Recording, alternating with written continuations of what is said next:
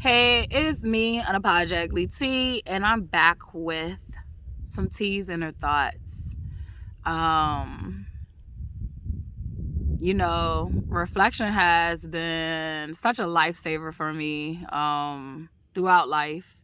I think that reflection saved me from becoming those who have mistreated me or abused me. Reflection has allowed me to see just how beautiful of a person I am, how strong I am, my growth, that, I'm not supposed to be perfect. This is a journey.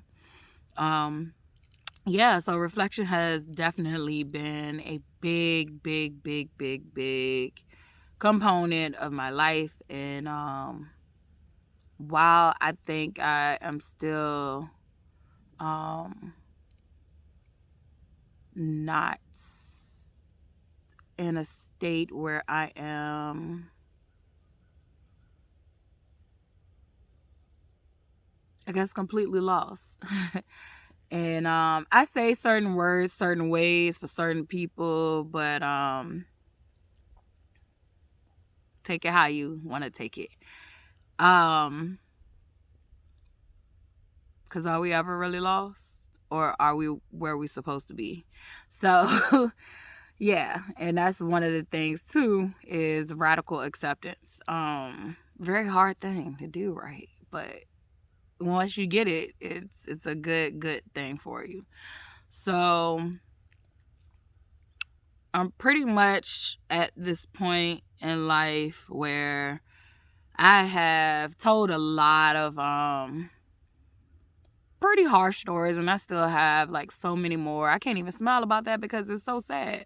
I have so many other stories in here, and even more gruesome than the ones I told, but I listen. I have discipline, and I listen to God, so all will be revealed when it needs to be revealed. And today I do want to tell a story, so maybe this won't be a tease and a thoughts. It'll be a story time again. And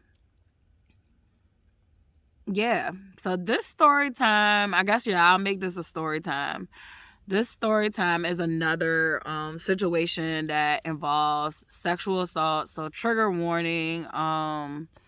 Because I didn't put a trigger warning on my last video. I definitely had a lot of profanity on there because I curse like a sailor. Like, anybody who really, really, really know me, like, that mean I'm comfortable with you. Like, I am literally a little nigga in a girl's body. And I am all girl, for real, like, emotionally. Like, I am fragile. And not in the fragile sense that people like to think about, but like, you can really hurt my feelings easy.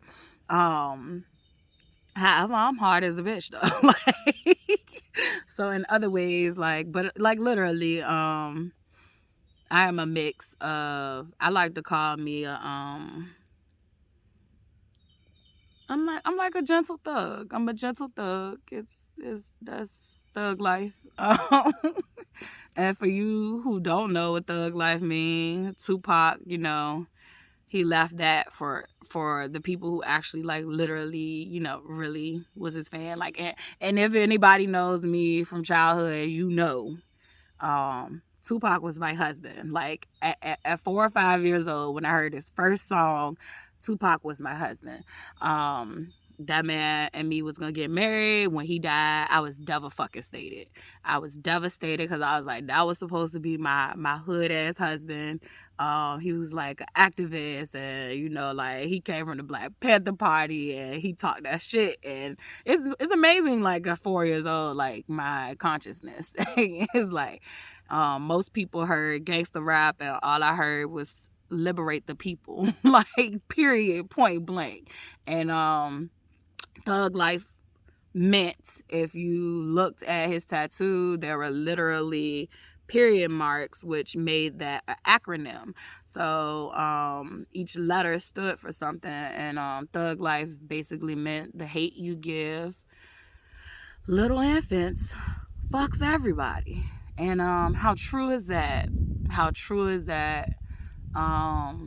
A lot of people say he was before his time, and I don't think he was before his time. I think we literally keep allowing twisted history to repeat when we have all the tools we need to put an end to it. So that's my little spiel with Tupac, my deceased husband, my first deceased husband, my second deceased husband. God rest his soul. His death date is coming up in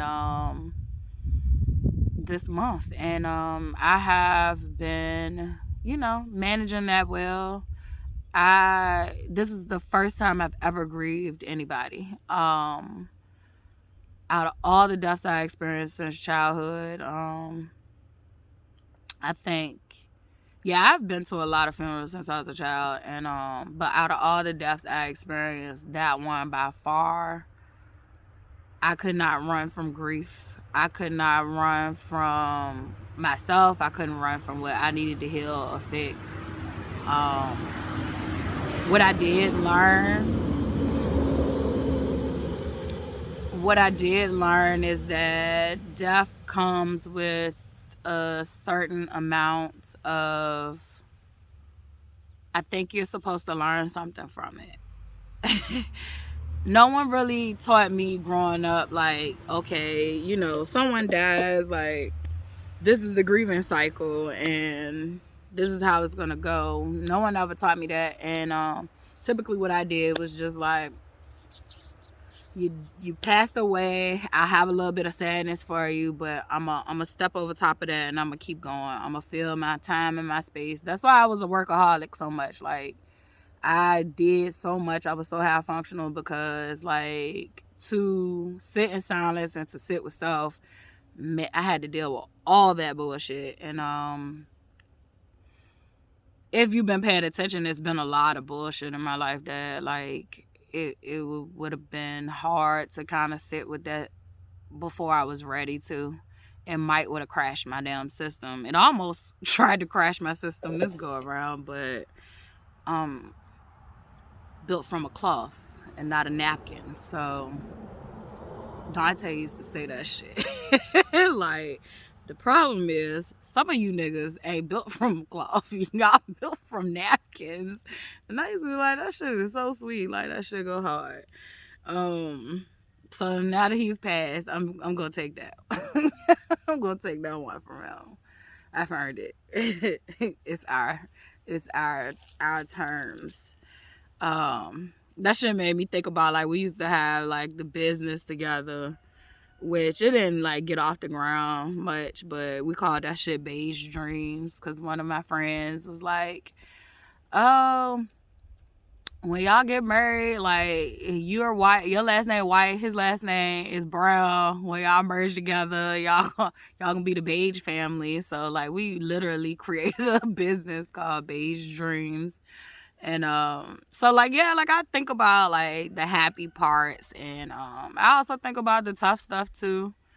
However, I don't have, like, resentment for him. I don't really think it was parts that I had resentment from, because, like, in the end, I told y'all, like, in the end, our relationship definitely turned dark. This nigga told me he was gonna I don't even want to say it on here, but, like, he did.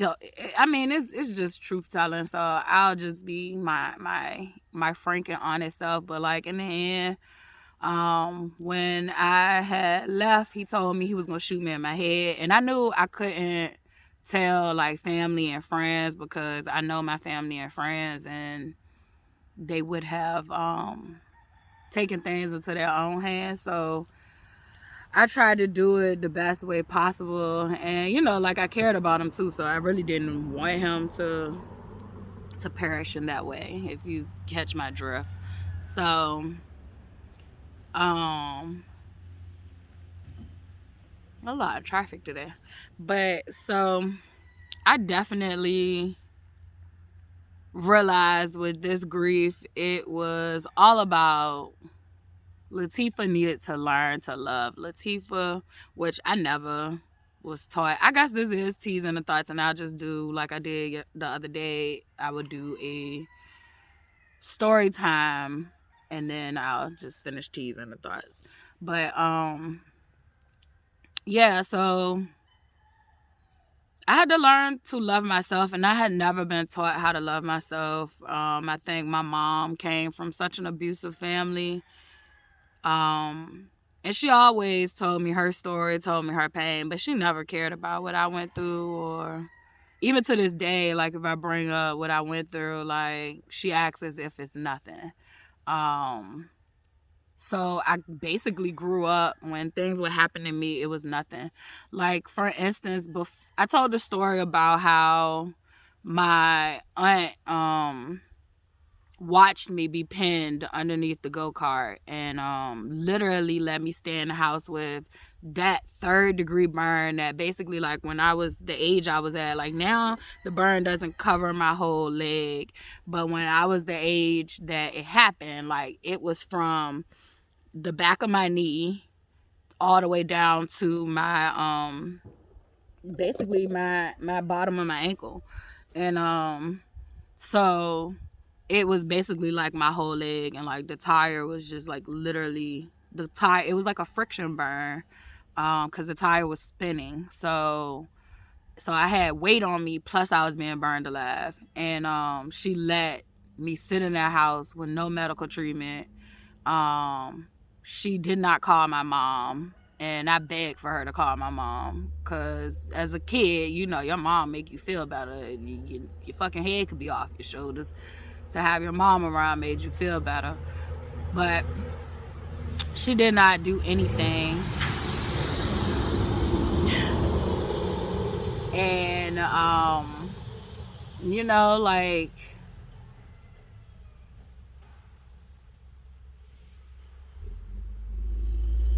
before that situation, I went to go stay with that same aunt, and she literally, when I this is where my memory is spotty, and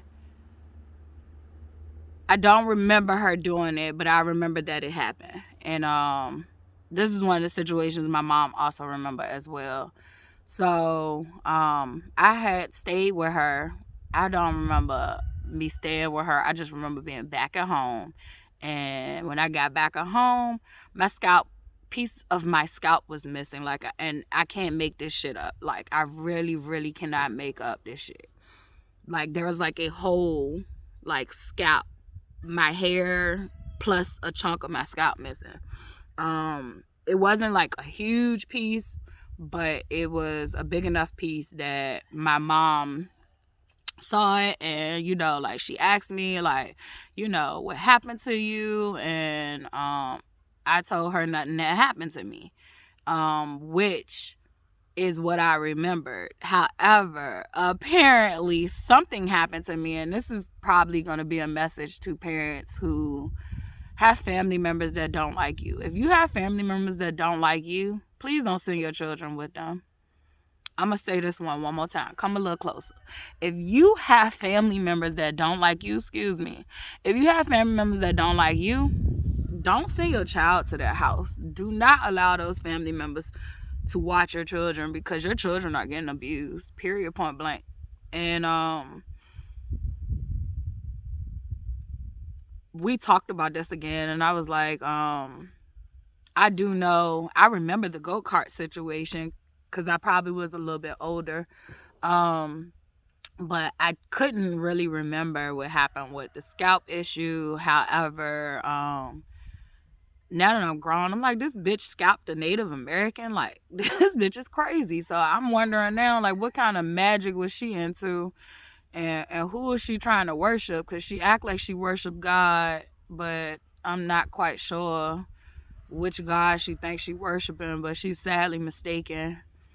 And I hope she knows she's traded her soul in for something for nothing. Like, you literally was trying to harm a child that was chosen at that, and pretty fucking sick. So, however, my point to that is that my mother continued to let me go. That's how the go-kart accident happened. So, like, if your child get abused one time from someone's care, please don't send your child back. Please pay attention to how your child act when they have to go with people. I know with the go-kart situation, my aunt literally told me it was my fault, which made me literally tell my mom when I got with her that it was my fault. It was my fault. She told me no. Yeah, she told me no, but she also watched me get on that bitch. Like, she also, watched me be pinned underneath it. So it's like, and I was like 4. I wasn't even in school yet. Like, so you were supposed to be watching me, even if you want to discredit my story, which I know my story to be true. You were supposed to be watching me anyway. And then furthermore, why did you let me sit on your couch for some days? And if I would have passed away, what would you have done? Like, you'd have told my cousin and my brother like that, I ran, tell my mom that I ran away while you buried me somewhere. People think they get away with stuff because they don't get immediate punishment for that situation, and you're sadly mistaken. You can't just do things and think that there are no consequences. And it's funny because people like me, when I do fucked up shit, it's okay when they do it, but it's a problem when I do it. And it's like, I guess because I know better. I don't know what it is, but I can't say God has given me lots of grace. So I will say that. But yeah, I be thinking about situations like that. I literally was not taught self-love because my mom wasn't taught self-love. And my mom, by the time I met my mom, she was going through a whole lot. And I literally think I lost my mom probably at an early age. Physically, my mom has been present, but I feel like mentally, like, she was never able to like fully deal with everything that had happened to her. And it's a lot that has happened to her. Like I said, she has been very transparent with her story. And she had low self-esteem issues, and men would like, pull her up and tell her, like, you're beautiful. And like, she eventually started to, own her own beauty because she was told that she was not beautiful because of her fucking skin tone at that. But some family members saw her, and some family members tried to tear her down. A lot of them tried to tear her down. And I think that unfortunately my mom saw me as an extension of her and not as my own person. So I was almost like the black sheep but a golden child. So I kind of had both. With my parents, I was the golden child. However, with them, I also was treated kind of black sheepish, and I was also treated black sheepish by family members that did not like me. So it was like I was kind of in a situation where like, oh, I got praised because I was so intelligent. They thought stuff just came easy to me when, like, stuff never really came easy to me. I put forth effort to actually like learn. Like, my first few years as a child, like, I literally read some shit ton of books. I had, like I said, I always talk about it in different videos, is that like I had encyclopedias and I had dictionaries. Like, I did shit like that for fun. I had anatomy books as a young child. Like, I just bought an anatomy coloring book from Kaplan because I want to get back into knowing the different human body parts because of the Reiki and the healing and knowing what's associated with what. But and I also wanted to be a doctor as a child too, so that's probably why I had all that stuff. A surgeon is what I wanted to be. I had a lot of aspirations as a child, but that was like number one. I was gonna be a famous surgeon. I don't want to do it anymore. I pass that on to whoever wants to do that in my family. Like, you be it, you do it. I don't want it. I just want softness now. I want to be able to softly explore who I am. And I mean, I already know who I am. I guess what I like, that's what it is. So I know who I am, now. But I want to explore what I like again, which is always what I always like. Like, I like museums, and I like, conversations, deep conversations. I hate surface level bullshit ass conversations. I hate people who are surface level bullshit. I want to talk some deep shit. Now, if you want the endorphins or hormones in my brain to light up, be an intellectual, and we can just have. I will fall in love with you. It could be platonic. If you miss the right, I'm that right there get me. And it's no, it's a particular person. It's not just all for all. I don't know why that came out, but it did, and I'm not editing. So yeah, like my mom, we didn't learn about mental health, even though she was going through mental health issues. Like, anybody who's struggling with substance abuse are going through mental health issues. She also suffered from anxiety, and she self-diagnosed herself as bipolar, but I'm afraid to say, like, she's actually narcissistic. So unfortunately, I was born to two narcissistic parents. It's definitely, like I said, I was an extension of my parents. I was supposed to be the child that, made everybody proud, but yet and still it was all this pressure on me to do so, and it was never really about what I wanted to do most of the time. So it was all about, I got praised when I did what they wanted me to do, and I had some pretty great ideas of what I wanted to do on my own. So, but I never really got that support. Like, I played sports, and literally I had athletic abilities when I was young, but no one fostered it. So when I did get to the age that I played sports, like, it was like learning shit all over again and conditioning my body all over again. But one thing about me, I got heart. I ain't gonna give up. I will. That's why I say, like, shit don't come easy to me. I am the type of person that I have to work for it. I do have natural abilities and talents, but I literally put in work for stuff. But, like, my parents never fucking came to a game. It was no excuse why they couldn't come to a game. So I kind of, like, stopped playing. Like, it was no point. Like, I think I played basketball, volleyball. What else did I do? Anything that I could figure out to stay after school for, I did it. Like, I did it. No hesitation. But it did, like, discourage me from, those things. Intellectual stuff, like getting the honor roll, getting scholar roll, I always got praised. So I always did that. Now, that came easy. So I would say, like, school came easy because school wasn't challenging. And I definitely literally never studied. I did homework, like that 15, 20 minutes. Like, for real. Like, my homework took me probably like 5 or 10 minutes. And I didn't have anybody that'd be like, oh, well, check over your work and all that stuff. My mom's partner at the time, once he came in the picture, he did kind of like challenge me more with schoolwork, but he had a drug addiction too. Like, he was on crack too, so it definitely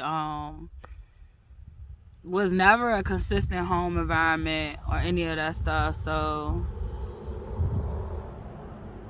I never really learned about mental health. It was just basically in my household, it was, you gonna go to college and that's how you was gonna save your life. Like, college was gonna save your life, and then to get to college and realize, like, I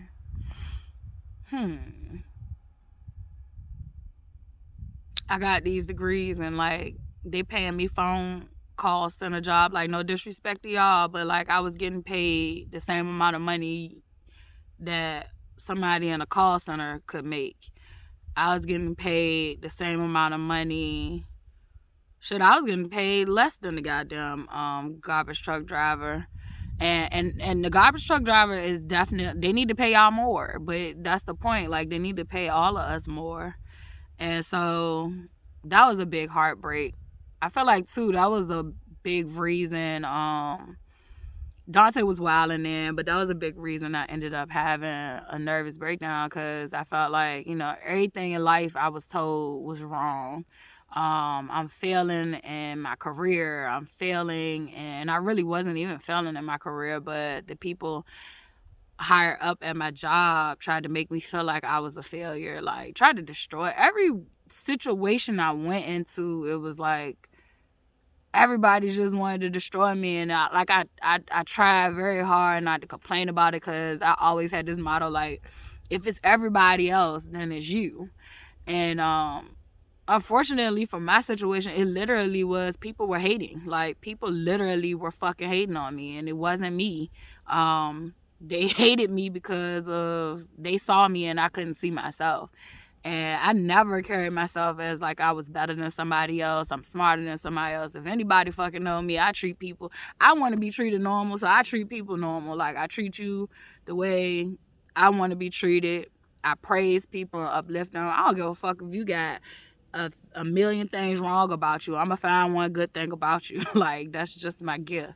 And but I've learned though, like, if you got too much shit wrong with you, like, I don't even want you in my presence. I do have to be selective with who's in my space going forward, period, point blank. It's not me being, holier than thou. It's that, you still got some work to do, or whatever the case may be, or however this going to end up being. I really don't know the end of the story. However, I do know it'll be beautiful. So, yeah, I reflect on these things because, like, I think people might have thought, like, oh, I love myself. No. I think a lot of y'all saw me for who I was, and I didn't see me, and y'all was some hating ass motherfuckers. And y'all felt like y'all had to humble somebody that was already humble. And I don't regret you doing that, because I always used to feel like, why me, God? Why me? Why I gotta go through all this? Like, why am I always, stuck doing this shit by myself? Like, why?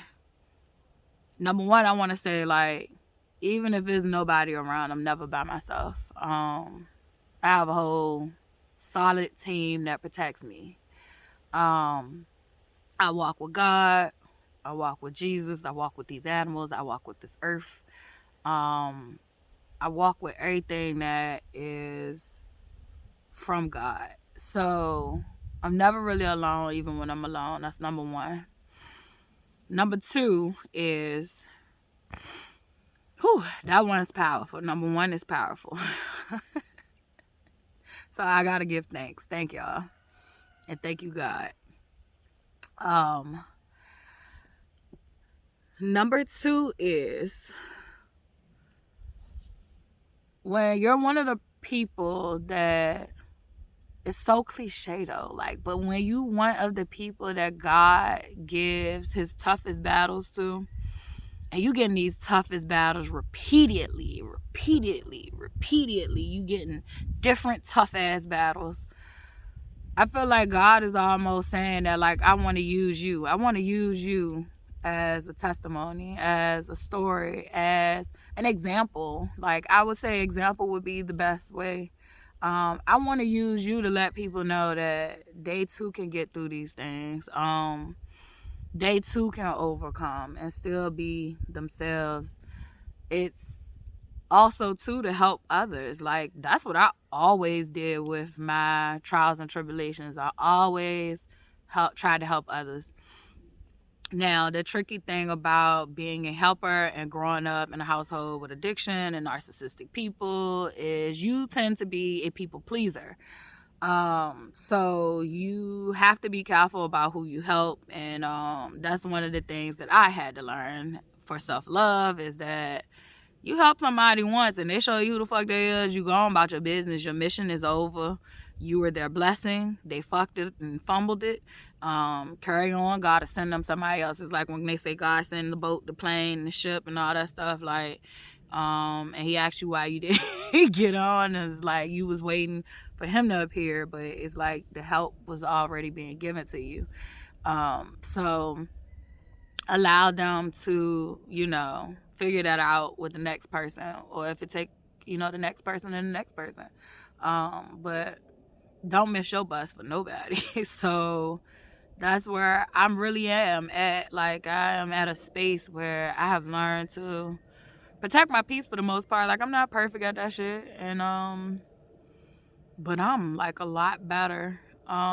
Self-love is this everyday thing, and the more you do it, it becomes a habit. It's like a drug, but a good one. It's like a good drug that helps you as long as you stay balanced with it and consistent. So yeah, my biggest lesson from grieving Dante and just our relationship overall, like when we got into our relationship, we knew exactly what we were doing. He loved me for his reasons of loving me, and I loved him for my reasons of loving him. And we both were just basically two hurt little children trying to save each other. And I think we both accomplished our job, and I'm proud of the both of us. We both made mistakes, more than I, but we both made mistakes. And I always have a space in my heart for him as a friend. As a lifelong friend, like y'all put in the obituary, motherfuckers. I ain't go through all that heartache and pain to be called a lifelong friend. Like, y'all couldn't put fiance like everybody else the fuck do. Like, that shit was hurtful. Like, a bitch spent 11 years paying lawyers. Like, I mean lawyers. Like, bailing him out. Taking care of him and his child. Like, and I'm a lifelong friend. And Charlotte get to be the child. Like, that's really nice and cute of y'all. But what I've learned though is I don't be holding grudges for certain people in certain situations, because certain stuff just had to happen the way they had to happen. And I don't have no grudges. Like, some people like, yeah, you did some shit and I don't want to fuck with you, but I don't have no grudges or no ill will towards you. And then there's some that I do. And I know God will prepare my table right in front of you. I used to thought that was like the most cockiest shit ever. But guess what? I don't know more. I think it is the most beautiful thing that can happen when you try to tear down somebody who literally is so caring that they will sacrifice their stuff to save you. And that's my biggest prayer going forward right now, is that God, please, when you prepare my table, to prepare it in front of my enemies.